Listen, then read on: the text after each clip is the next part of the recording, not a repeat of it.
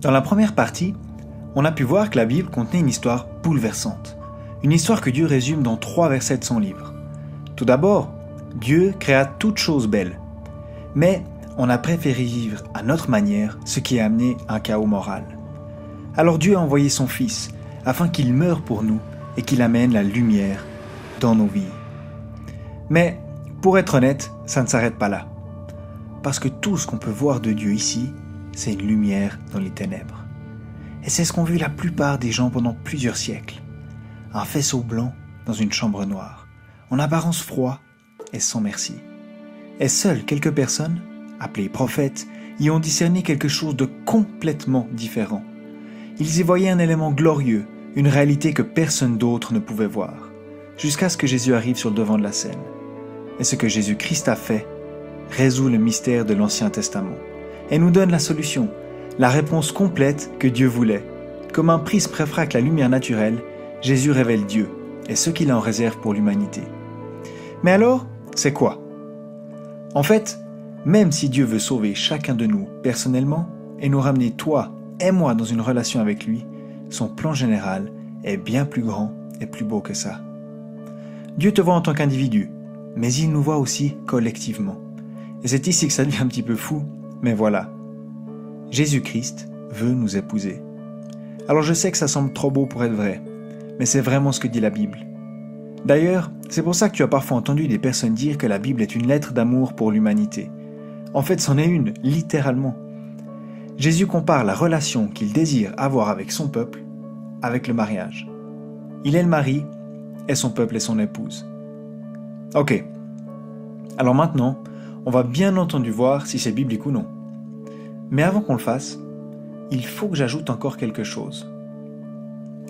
T'as probablement déjà entendu que l'histoire se répète. C'est vrai. Les modèles se répètent au fil du temps. Alors aujourd'hui, j'aimerais te montrer 5 modèles qui se répètent en relation avec le thème du mariage divin. Tu devrais pouvoir les voir dans les 5 parties principales de la Bible qui sont les suivantes. Les 5 livres de Moïse, la Torah, les livres historiques, les livres poétiques, les prophètes et le Nouveau Testament. Toutes ces parties sont elles-mêmes divisées en 5 sous-parties et racontent toute la même histoire. C'est une histoire d'amour divine. Mais avant d'aller plus loin, soyons clairs. La Bible est un livre vivant, pas un livre de cuisine, ni un livre de maths.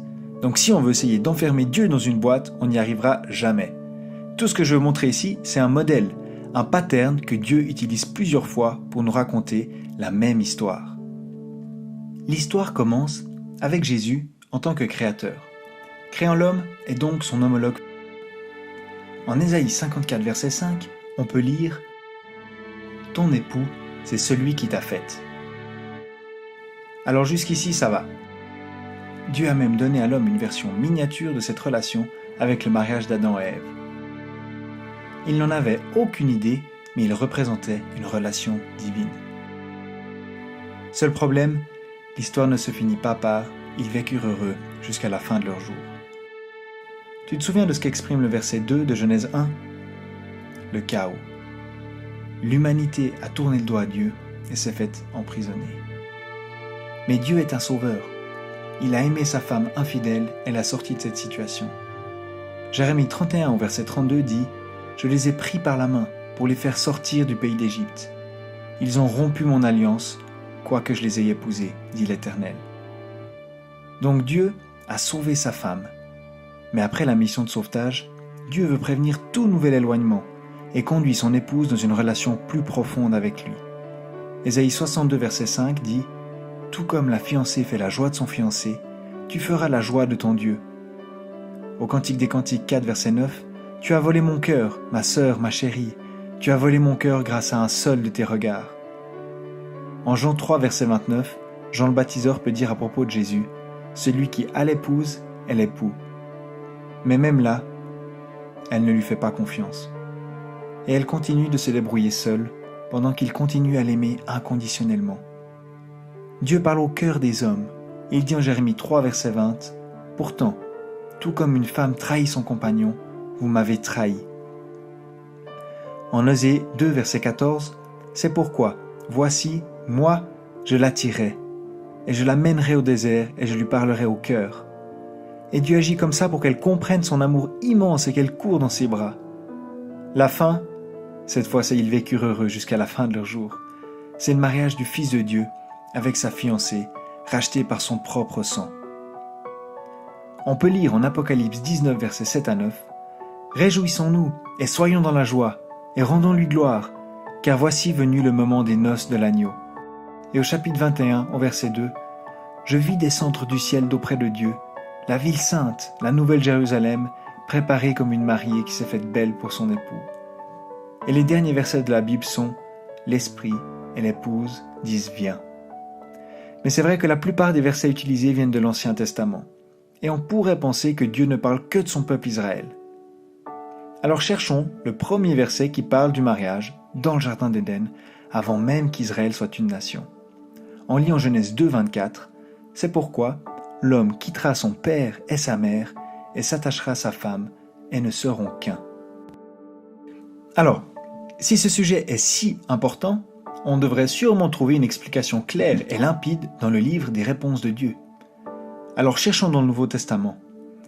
On peut lire en Éphésiens 5, verset 31, « C'est pourquoi l'homme quittera son père et sa mère et s'attachera à sa femme, et ne seront qu'un. » Ce mystère est grand, et je dis cela par rapport à Christ et à l'Église.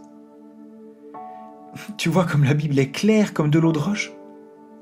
On a déjà la première partie du puzzle. Mais maintenant, est-ce que ça ne serait pas génial d'avoir un verset du Nouveau Testament pour chacune des 5 parties qu'on a vues avant? On aurait besoin d'un verset qui dit que Jésus a sauvé l'épouse ou l'Église. Et Éphésiens 5 dit exactement ça, que Christ a aimé l'Église et qu'il s'est livré lui-même pour elle. Alors ensuite, on aurait besoin d'un verset qui dirait que l'époux veut avoir communion avec son épouse humaine. Et c'est Jésus qui le dit lui-même. Il dit, aussi longtemps qu'ils ont l'époux avec eux, ils, les croyants, ne peuvent pas jeûner. Il veut dire par là, pourquoi est-ce que l'épouse et l'époux ne profiteraient-ils pas lorsqu'ils sont ensemble? Mais on peut aussi déduire de ce verset qu'il y aurait un moment où ça ne serait pas le cas. Et c'est exactement notre 4e partie, où l'épouse attend pour finalement épouser son fiancé. C'est la période de la grâce dans laquelle nous sommes actuellement.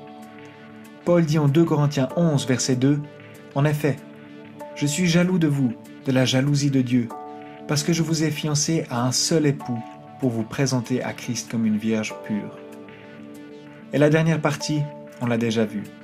C'est littéralement les derniers versets de la Bible qui disent « L'Esprit et l'épouse disent viens. »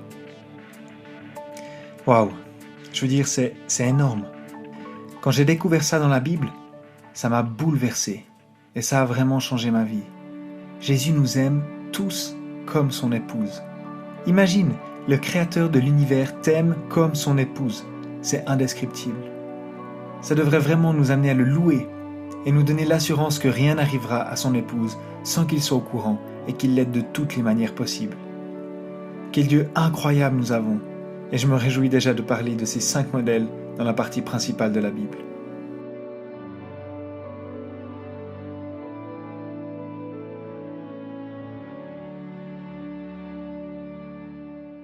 Merci beaucoup d'avoir regardé cette vidéo. Il y en a encore plein d'autres qui vont arriver. Si tu veux voir les suivantes qui arrivent, tu peux t'abonner à la chaîne CrossPaint. En fait, notre but chez CrossPaint, c'est de réveiller les affections pour Jésus. Puis on est convaincu qu'il y a seul le Saint-Esprit et puis la parole, la Bible, qui peuvent l'accomplir. Alors ce qu'on essaie de faire, c'est d'expliquer le message de la Bible très simplement. Et puis entre-temps, on profite d'un bon café. Si tu veux nous aider ou creuser un peu plus profondément, tu peux visiter le site crosspaint.tv. Et d'ici là, on te dit bonne journée. Ciao!